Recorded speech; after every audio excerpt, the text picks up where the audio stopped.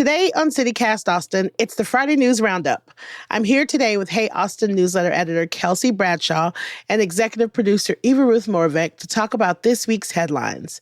We're going to talk about the new Bible-infused curriculum Texas schools might adopt, the new price tag of the I-35 caps, and what we're doing this weekend.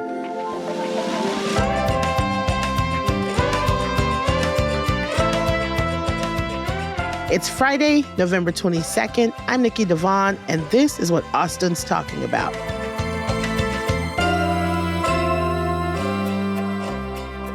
Hey, Ruth. Hey, Kelsey.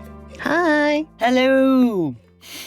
Okay, so first out the gate, State Board of Education is voting today on a new curriculum for elementary school K through 5 students that, I feel like has us all in our feelings. Already, a majority of board members have signaled that they are going to support the new material. So prepare yourselves to not be surprised if it gets passed. But let's talk about what the curriculum is. Oi. Yeah. Yeah, that's what it's not. It's not very... The official vote is today. If it's passed, the curriculum will be available to districts in August, all over Austin. So districts can choose whether or not they want to use the curriculum. TEA designed the curriculum after the Texas legislature voted to overhaul the state's curriculum. More than 100 Texans signed up to speak for and against the state-authored curriculum on Monday in Austin, and the meeting lasted more than 7 hours. The company that has created the material is called Bluebonnet Learning. It offers an annual incentive to schools to use the materials. Curriculum segments touch on Islam, Judaism, Hinduism, and other religious faiths, but not nearly as much and not to the extent that Christianity is referred to in the lesson plans. Such references to Christianity include mentions of the Bible's book of Genesis, the parable of the prodigal son, and Psalms from the Old Testament. Just a lot of Jesus. A lot of Jesus in schools. A lot of Jesus. I think some of the reasoning for this is it will help teach the history of the United States. Excuse me. I'm pretty sure the Bible is not historic. Also, if anything, is that not the first thing you learn about the American Revolution? That we came over here for religious freedom? Right. Is that not why we colonized this space? What are we doing? It's a slippery slope. You know what I mean? It's not, we're talking about Bible study in school.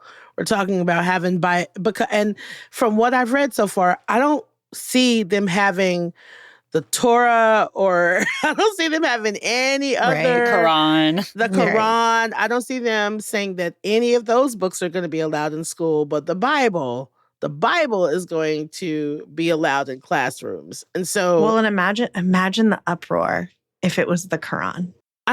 Listen.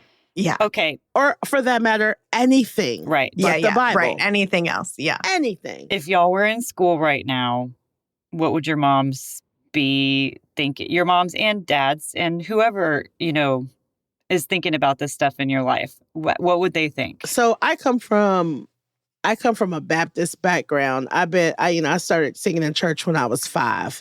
So church and God has always been a part of my life. It's not as much a part of my life anymore, but my mom is a Christian. She's a Baptist and all of the things.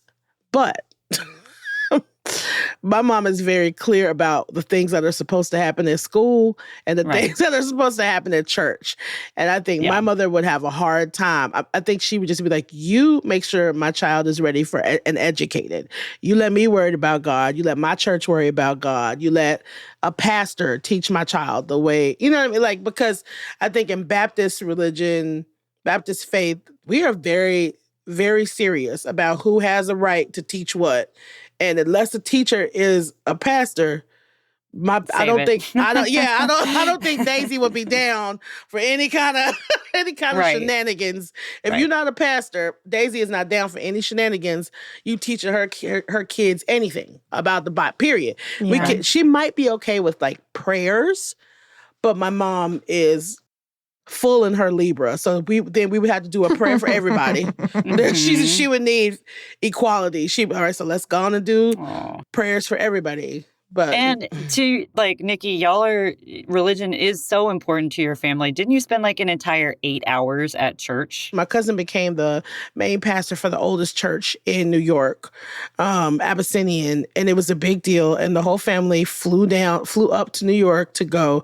And yes, we were in church for 10 hours, with the exception of like a 90-minute lunch break. Oh gosh. We were in church for 10. When I tell you, my family does not play about Yeah. God and religion. So no, Daisy would not be And even like don't want other people to be teaching your kid that. And here's the thing, like, I am no longer in that world by choice, but I am respectful of it.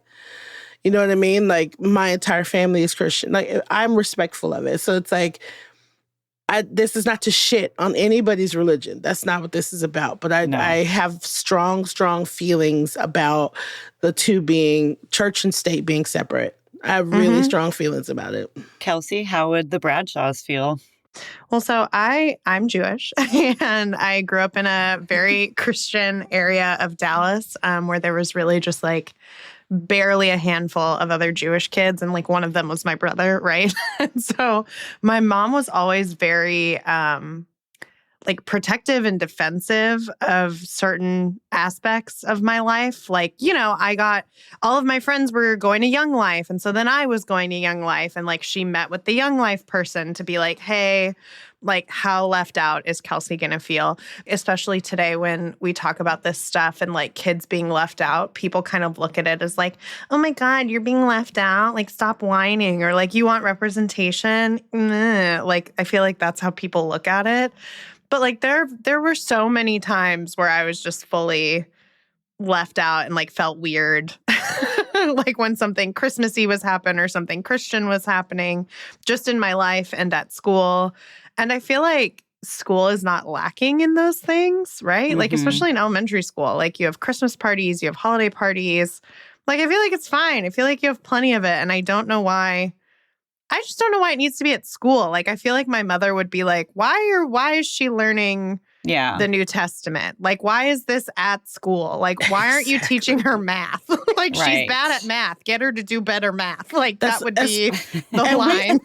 And, not for nothing, we are very far behind. Right. Math. Yeah. Education-wise, Texas is struggling. We should be focusing on, the ways that we are lacking. Right. I don't think any of us are like anti-Bible.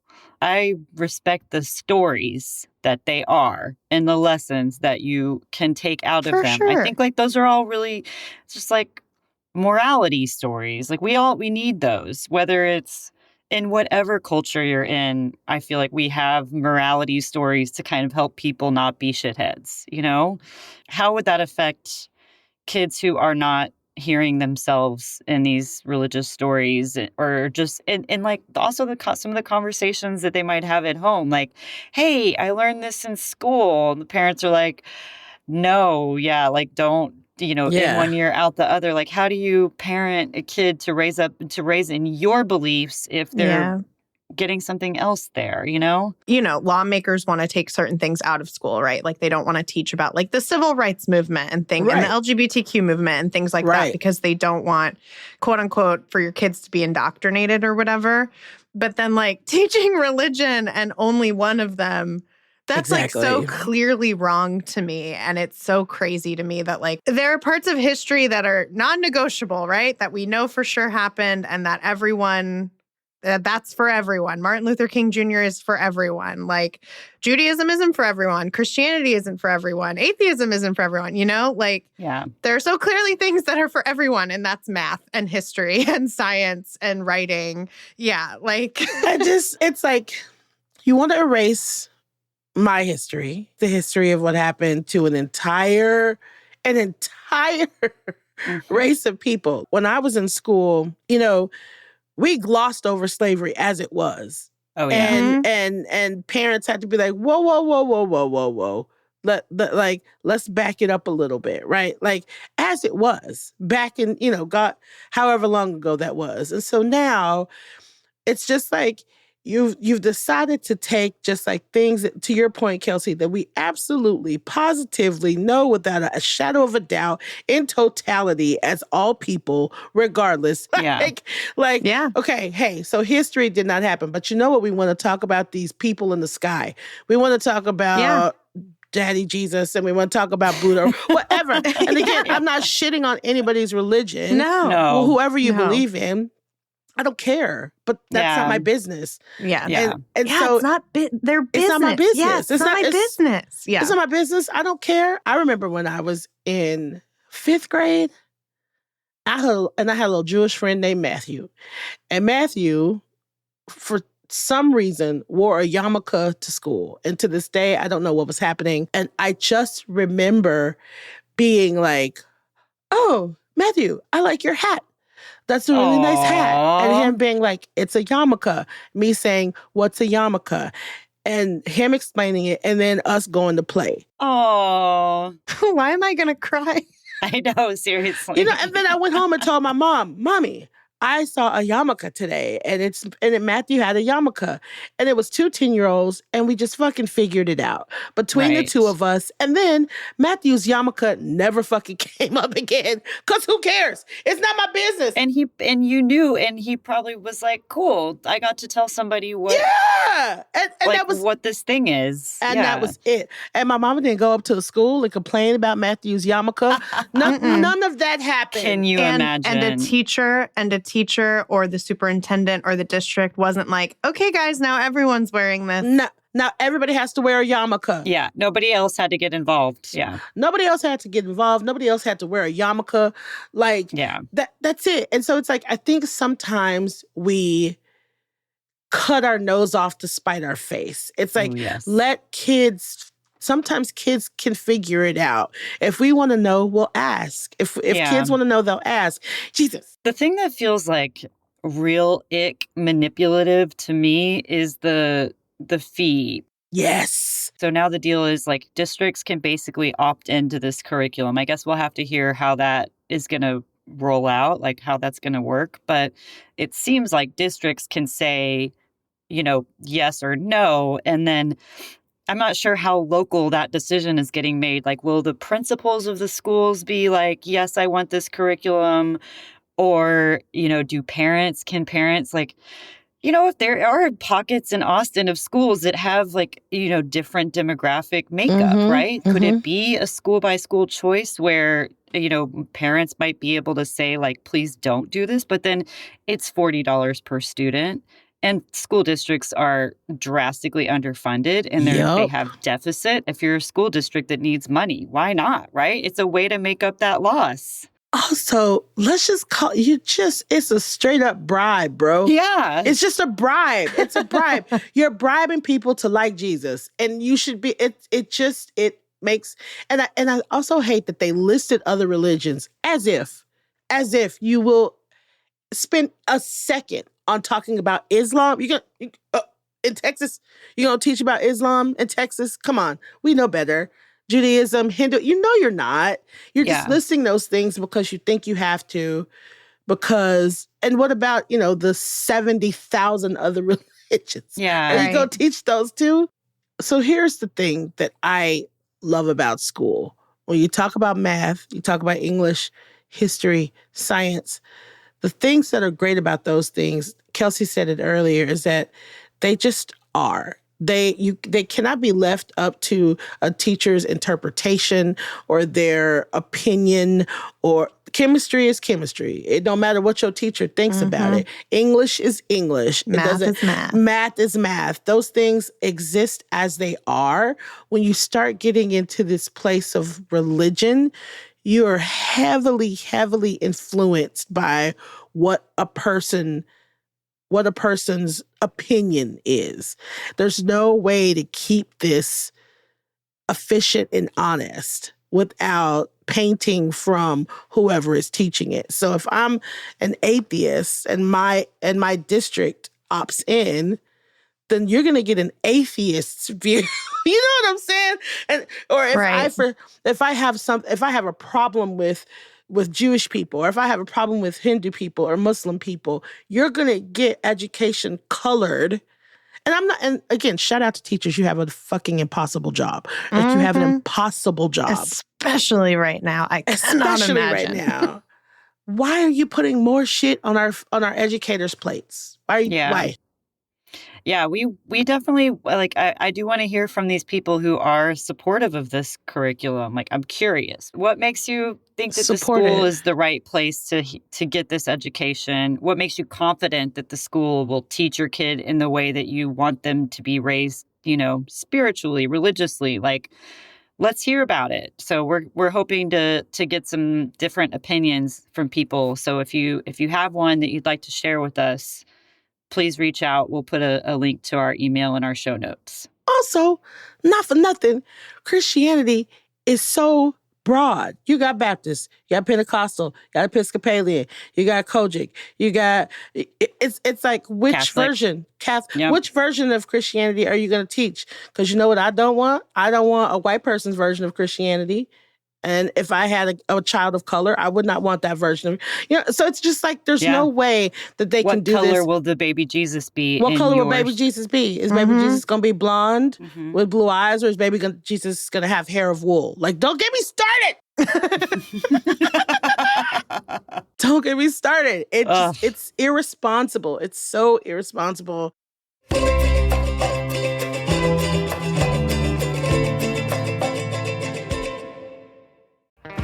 Hey y'all, it's Nikki. I have to tell you about Tecovas boots. I finally have a pair, and I don't know if y'all know this, but they're handmade, high quality, and stylish. And they're comfortable right outside of the box. Now, I know we buy everything online these days, but trust me, you have to get fitted for some boots at Tecovas.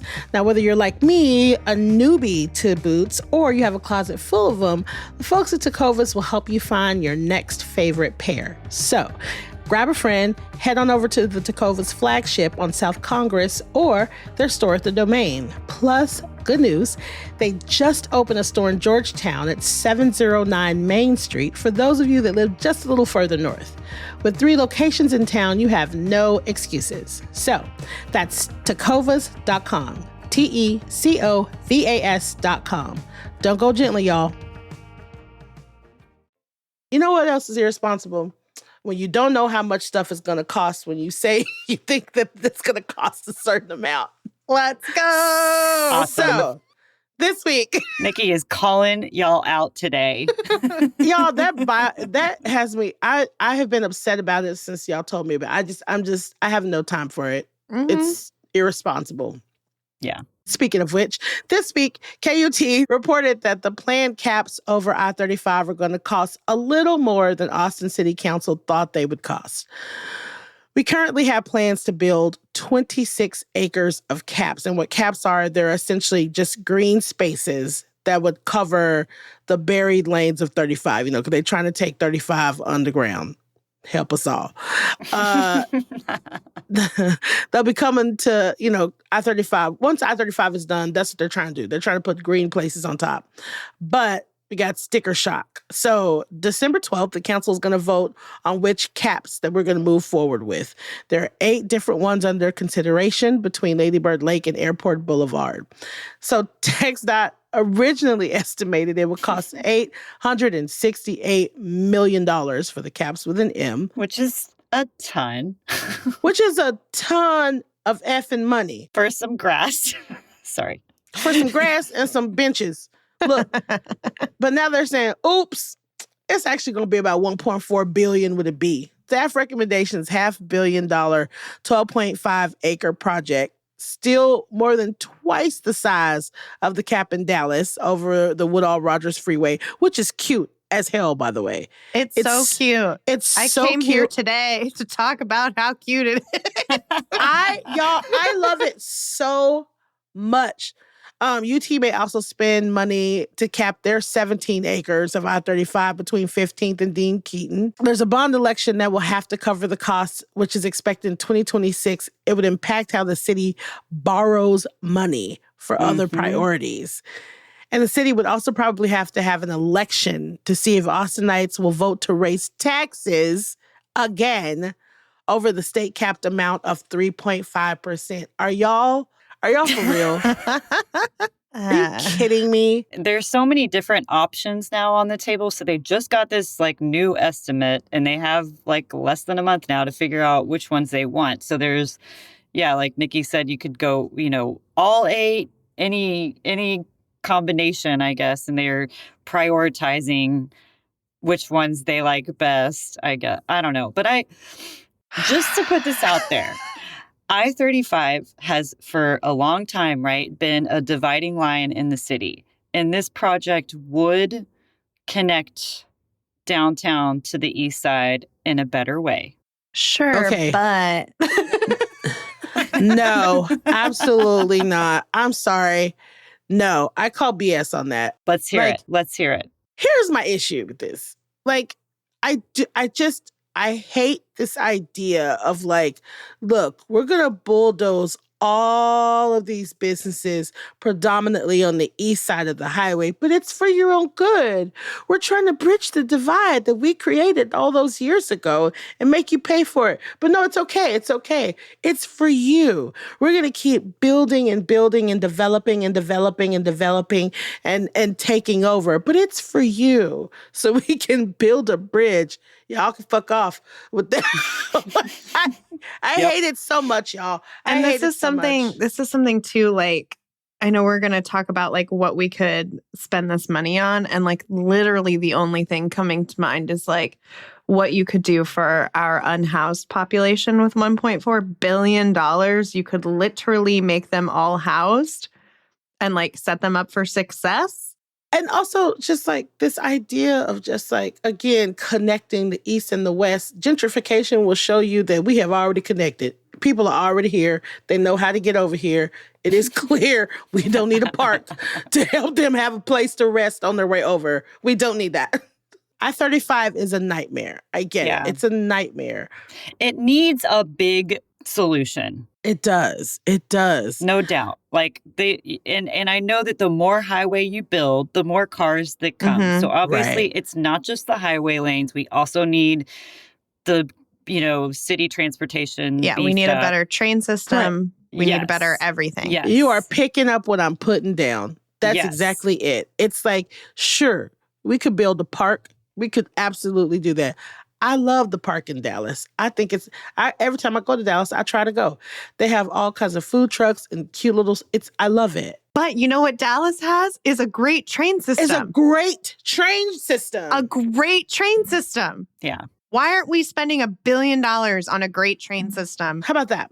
For our traffic-plagued town that only has more people coming every 5 seconds. I will say I do love the drama of the timeline for this story because December 12th, like they just got this new number. Now they have to decide. And it might be like one of the last, I don't know, will it be the last city council meeting of this year?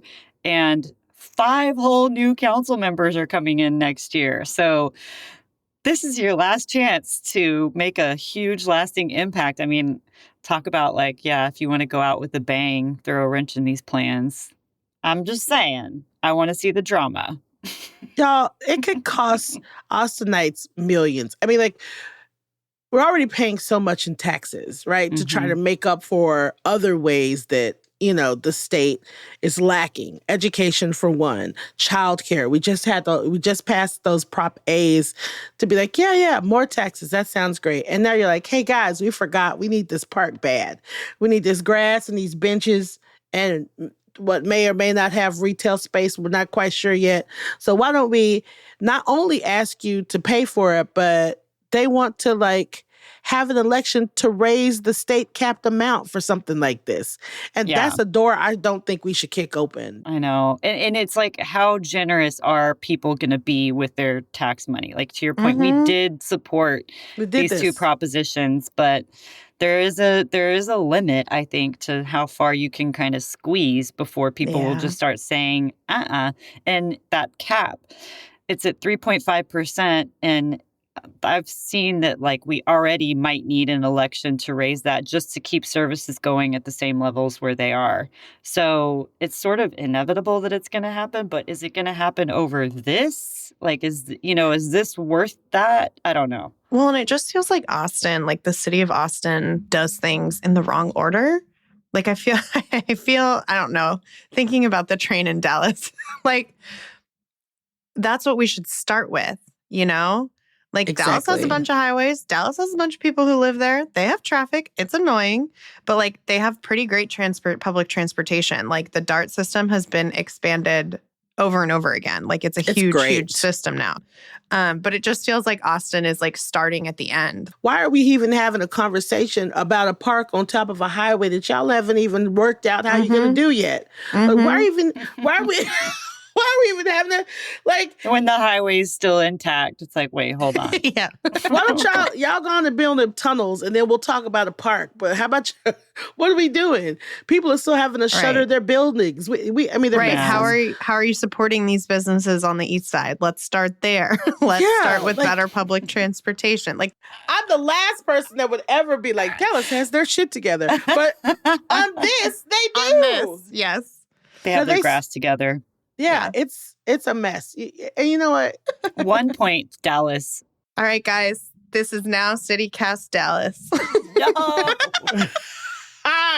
And Aw, listenership goes man. down 75 points. Womp, womp. My little baby. Pry Dallas. Austin from my cold, dead fingers. That's right. Get out of here, you Dallas lover. Sorry, I'm leaving. Goodbye. I do love Dallas, though. I love I Dallas. really do. I'm sorry. They got so much stuff to do. I love it. I'm sorry. Speaking of so many Things things to do. to do. I was like, you got it. I thought you were going to take it and roll with it. Yeah. I'm just paving the road. She's paving over the road, putting a park on top so that you can walk to the transition. There you go. There you go.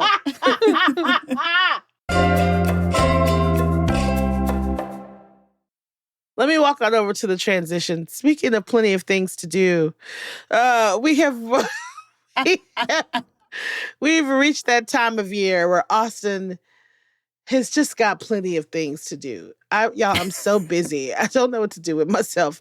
It's actually becoming quite a problem. Yep. So we are going to eke right into a segment that we're going to call, what y'all doing? Oh, So what y'all doing That's this good. weekend? I don't That's know. good. What y'all doing this weekend? I'm going to a Friendsgiving, and it's a Friendsgiving that happens every year because one of my best friend's birthdays is on like November 19th. And so she always throws a little Friendsgiving right before everyone goes home for the Nice. holidays or does whatever for the holidays. holidays. And it's so fun because she has 1,000 friends and like it's really packed and like everyone brings something. And like the main dish is always like Cane's chicken tenders that they get, Ooh. that they order in. And then That's everyone adorable. brings like the sides and stuff. nice. And it's just a really love good time. that. I love Friendsgiving. Fun. What are you bringing? So fun. So I make these things that I guess are like best described as maybe like a blondie. They're called Texas Gold Bars. It's a recipe I got from one of my high school friends' moms. She used to make them for us as like an Aw. after school snack. And like looking back, like this is not brain food because the recipe is you do a yellow cake box mix, some eggs, and some vanilla, and you put all that together, and that's the first layer of the pan. And then the second layer is a whole thing of cream cheese. I think more eggs, butter, and then like a pound of powdered sugar. And you like, what? yeah, I should make them for y'all. You bake it for like an hour because it's almost like a pudding texture. Yeah. But they're really good, and they make these bars, and they're like my favorite. I bring them to anything. Eva Ruth, what are you doing this weekend? I am still having an extrovert hangover from last weekend because I did too much and then went straight into the work week. You know, we're Texan. It's hunting season. It has begun. Yeah, my sister's going hunting this Mhm. weekend, I think. So that's My dad's hunting right now. Yeah. I'm going to be spending some time in the hill country, just sitting in a blind, probably watching the deer. I know. I've done I it. know- I've done it. I've Yeah. done Sorry, it. Nikki's face. I'm not going to lie. I love eating deer meat. Oh yeah, I venison's think great. it's cool. And it's funny, like, I think the biology stuff, the science is interesting. So it just got really cold, right? Like, we had finally a little cool front here. And in the hill country, it froze, or it had the first frost. And so apparently deer be horny and they be on the rut. They be chasing that tail all over the place. Yeah, I think it's very cool that something changes in the weather and animal behavior reflects that. So Yeah. I'm going to be countrying it up this weekend. That sounds nice. That does sound nice. Oh, don't lie. No, sitting in a deer blind sounds like hell on earth. But like It's terrible. being out in the hill country, like my dad never took me hunting because he was like, you'd talk too much and scare everybody away. I Like, talk too much the whole time. yeah, like he took me fishing like once as a kid and was like, never again. Like, you never shut the hell up. It's lovely, but I can't. You gotta just sit there. We gonna sit here. We can't do nothing. I can't do nothing. Yeah, that's how Well, I I always feel. have wine. I can't even turn the Ooh. pages of my book, and y'all shushing me. I'm know, never coming exactly. back ever Yeah. again. No, my grandpa, dad, and uncle all used to hunt, and I went one time. My sister loves it. She loves it. She hunts. She fishes. She does all of that stuff. She loves it. Oh my God, I love that. So we've been fishing. We used to fish with my grandma. So I've been fishing since I was a kid. So I know how to do all of the gutting and the scaling. I don't like it, so Yeah. I don't do it. My sister loves it. She's just like, Me too. I'm just like, I don't like it. She know. loves it. That's gross. But she loves it. And she'll cook it up. She like whole thing. I love that. It's very fulfilling to, like, use what you have and feel like I say feel because we're not really living off the land in this day and age, honestly. But like to have that connection is kind of nice. Yeah. I can dress a deer. Do I want to dress a deer? No. Damn. But when the zombie apocalypse comes, at I'll least be that at will your be house. that'll There be we my go. skill. Somebody else can kill it. So you'll be hunting. I can't wait to see what you catch. She'll be drunk with wine and holding a gun. Making too much noise. I probably won't even be holding the gun. I'll just be there for Okay, moral okay. support and jokes. Do you have a cute camo outfit? I'll work on that this year. Oh my God. Maybe I'll shop for cute camo gear while I'm in the blind this weekend. Please. That sounds fun. Yeah, we have that to would be see fun. it. Okay. I'll work on it. I'll show you before and afters. Yes, a before and after. Perfect. City Eva, country Eva. Nikki, what are you doing? I am. Or what is it? What's the segment called? What y'all What doing? you doing? What you doing? What y'all doing? Nikki? Is it what y'all doing or what you doing? I forgot that. You made it up. I know I forgot. I forgot that quick. I think it's what y'all doing. I think it's what y'all I doing. think it was what y'all Okay. doing. All right, Nikki. Well, what are you? Never mind. I have loaded up. I've loaded up my weekend like a maniac, and I'm gonna regret it. So Friday night at 13th floor, my friend's band called Laser Fire is playing. Ooh, cool name. Yeah, they're a really good band. If you like fun, bouncy, loud music, they're good for you. It's like kind of hard rock, but still bouncy and fun and weird. I love them. I'm gonna go see them. They're playing 13th floor, which used to be Beerland, one of Austin's quintessential venues. Saturday night, my sister is having a Friendsgiving, and Hell yeah.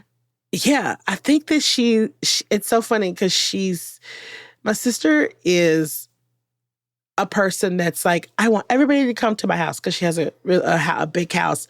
And just the way it's set up, it's perfect for entertaining. So she's like, I want everybody to come over to my house. We're going to do this thing. She'll make a cute little flyer and she'll be all excited. Yesterday, she was like, okay, I want to do this. I want to do that. I want to do this. So before the party, she and I have to get together and figure out icebreakers or something. So Friendsgiving. And then I'm probably going to leave her Friendsgiving and go to R&B only at Emo's. And y'all, okay, anybody listening, if you like R&B music, you have to at some point go to one of these things. It's called R&B only. And for like 4 hours, all a DJ does is play the best R&B music. Maybe it's 3 hours. The best R&B music that we all love, that you've ever heard, and everybody just sings at the top of their lungs. It sounds unhinged, but it is so much fun. It is so much fun. It's like $45. But if you like R&B, it is worth every penny. It's worth it. It's just like a night full of nostalgia and every kind of person you can think of.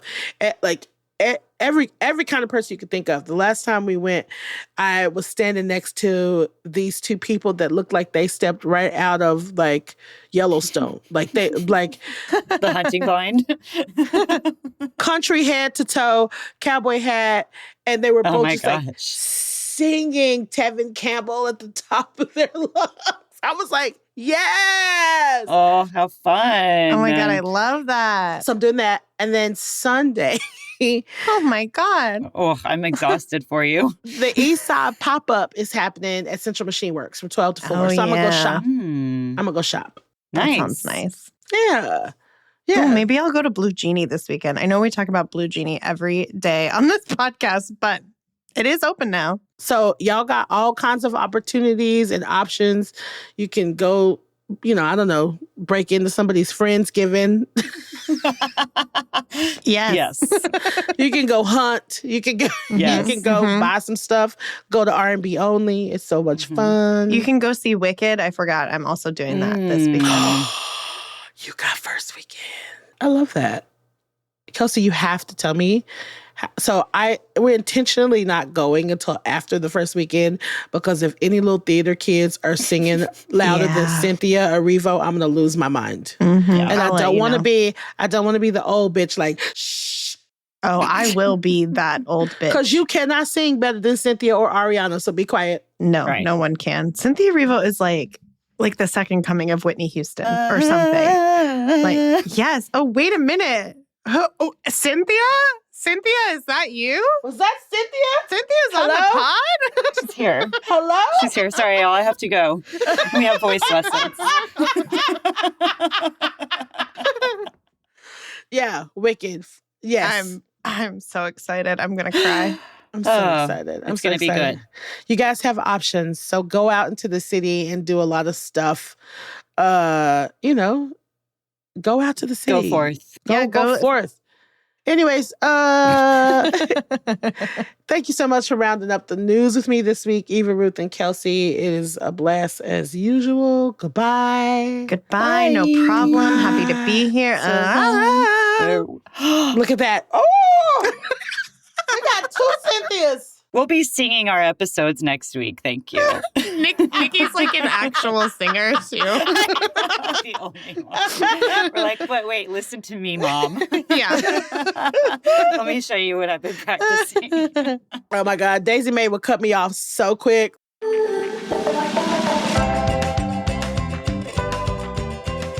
That's all for today here on CityCast Austin. Our executive producer is Eva Ruth Moravec.